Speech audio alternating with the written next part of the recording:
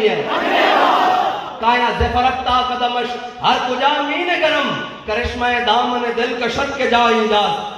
جناب نذیر نیشہ پوری کہتا ہے جب میں نے امام الانبیاء کی جناب اسوہ مبارکہ پڑھا، حضور کی سیرت کو پڑھی، کیسے کاف گیسو ہا دہن یا آنکھیں ابرو عین ساز، کاف ہا یا عین ساز ان کا ہے چہرہ نور کا۔ کہتا ہے جب میں نے پڑھا تو میرے دل نے گواہی لائی، سے فرقتا قدمش ہر کجا مین گرم کرشمہ دامن دل کشت کے جا ایجاز۔ میرے دل نے گواہی دی کہ دل لگانے کی جگہ ایک ہی ہے، وہ امام الانبیاء کی ذات ہے۔ اور ما جعل اللہ لرجل من قلبین فی جوفہ، اللہ تعالیٰ نے کسی سینے میں دو دل نہیں بنائے کہ ایک دل کسی اور محبت کے لیے ہو اور ایک دل کسی اور محبت کے لیے ہو۔ اللہ نے دل سینے میں ایک بنایا ہے اور اس کے اندر کسی غیر کی محبت نہیں ہونی چاہیے، بس اپنے آقا و مولا صلی اللہ علیہ وسلم کی محبت۔ لبیک یا رسول اللہ لبیک، لبیک لبیک یا رسول اللہ لبیک، لبیک لبیک یا رسول اللہ لبیک، لبیک لبیک یا رسول اللہ لبیک، لبیک لبیک یا رسول اللہ لبیک، لبیک لبیک یا رسول اللہ لبیک۔ اور میلاد شریف آ گیا ہے، آپ نے بڑے گج وج کے میلاد بنانا ہے، ایسے پتہ لگے۔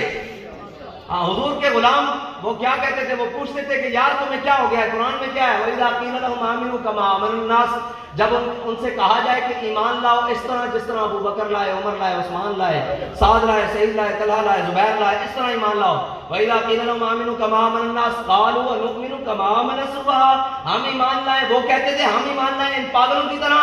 تو جب تک آپ کو امام الانبیاء کی محبت میں کوئی پاگل نہیں کہے گا نا تو وہاں مور نہیں لگے گی محبت کی تب تک۔ قرآن نے ان کی مور اس طرح ثابت کی ہے کہ وہ کہتے تھے کہ ہم ان پاگلوں کی طرح ایمان لائے، تو آپ نے جب حضور سے محبت کرنی ہے، دیکھنے والا یہ کہے کہ یہ مجنون جا رہا ہے، اسے کہا ہمیں یہ جناب قبول ہے، اس لیے کہ ہم ان کے ساتھ وفا کرنے جا رہے ہیں جنہوں نے کائنات میں ہر جگہ کام آنا۔ ٹھیک ہے بھائی، میلاد کا جہاں جلسہ ہو، جہاں ریلی ہو، آپ نے وہاں پہنچنا ہے انشاءاللہ، جہاں بھی ہو۔ یہ تو طے ہے ختم نبوت کا، جہاں جلسہ ہو، جہاں ریلی ہو، جہاں کام ہو، آپ پہنچتے ہیں۔ اب میلاد شریف آ گیا ہے، ہاتھ کھڑا کرو جناب، سارے سارے سارے سارے سارے جس جس نے جانا ہے، پکی بات ہے۔ ہاں میلاد شریف کا جوت کے منانا ہے۔ نہ شبم نہ شب پرستم کے حدیث خواب گویم، چو غلام آفتابم ہماز آفتاب گویم، نہ اسی کاڑیاں تے نہ کاڑیاں گلاں کردے ہیں، اسی چمکتے ہوئے محبوب کے غلاماں تے گلاں بھی چمکتی ہوئے کرتے ہیں۔ لبیک یا رسول اللہ لبیک، لبیک لبیک یا رسول اللہ لبیک، لبیک لبیک یا رسول اللہ لبیک، لبیک لبیک یا رسول اللہ لبیک، لبیک لبیک یا رسول اللہ لبیک، لبیک لبیک یا رسول اللہ لبیک، لبیک لبیک یا رسول اللہ لبیک، لبیک لبیک یا رسول اللہ لبیک، لبیک لبیک یا رسول اللہ لبیک، لبیک۔ تامین حق بحق داراں سپرد، بندگارا مسند خاکاں سپرد۔ اقبال کہتا ہے اتنی دیر میں امام الانبیاء دنیا میں تشریف لائے۔ ہوا کیا کہ آج فتح مکہ کا دن ہے، سارے کھڑے ہیں، آج امام الانبیاء کا خاندان بھی تشریف فرما ہے۔ حضور حضرت جناب سیدنا ابو بکر بھی کھڑے ہیں، عمر بھی کھڑے ہیں، عثمان غنی بھی کھڑے ہیں، مولا کائنات بھی کھڑے ہیں، آج عشرہ مبشرہ بھی کھڑے ہیں، عہد والے بھی کھڑے ہیں، بدر والے بھی کھڑے ہیں، خندق والے بھی کھڑے ہیں، مراسی والے بھی کھڑے ہیں، مسترق والے بھی کھڑے ہیں، آج سارے کھڑے ہیں۔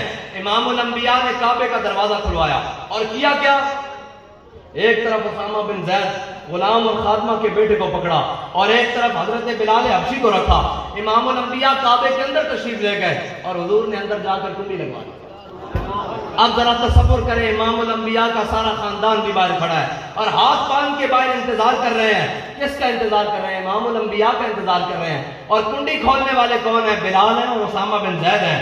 اور کیا کہتے ہیں؟ حضرت عبداللہ بن عمر کہتے ہیں جب امام الانبیاء باہر تشریف لائے اور حضرت بلال حضور کے ساتھ تھے، میں نے حضرت بلال سے پوچھا بلال بتاؤ تو صحیح حضور نے کہاں نفل ادا کیے ہیں؟ تو کہتے ہیں بلال آنکھ ہی نہیں ملاتے تھے، ایسی آنکھوں کے تصدق میری آنکھیں بے دم جنہیں آتا ہے اغیار کو اپنا کرنا۔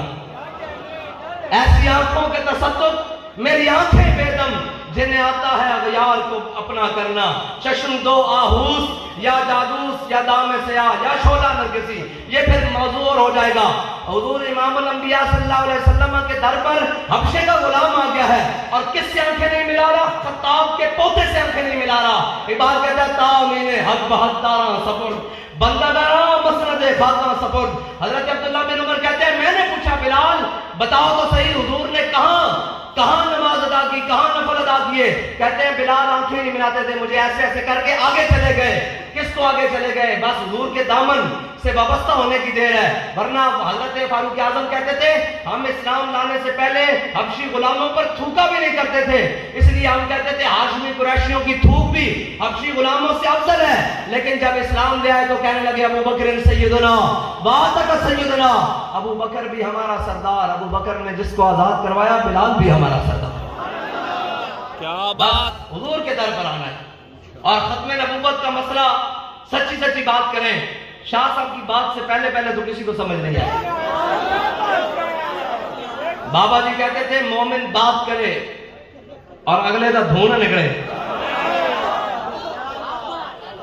ہاں بس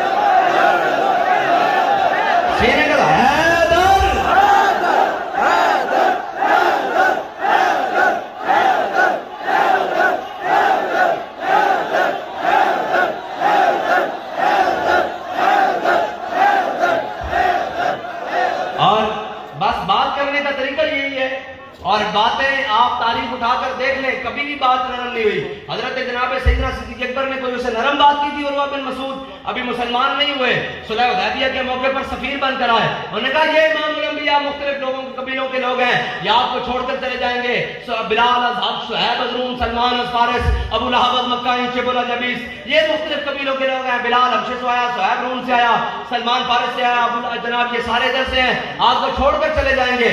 تو حضرت جناب سیدنا صدیق اکبر نے کیا بات کی تھی؟ انسس بدر اللہ انحن نفر و ندعو۔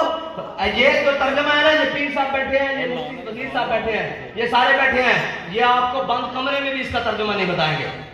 ہاں اسلام جب بھی اسلام کا ایک طریقہ کار ہے، وہ اسلام تو دھوں کر دینا۔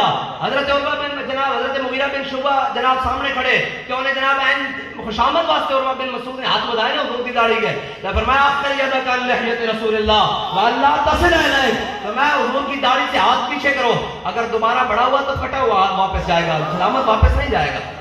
بات ہے قیامت تک ایسے ہے، بات ہے قیامت تک، وہ رہ جائے گی بات، وہ ہالینڈ والے کو تکلیف ہوئی ہے۔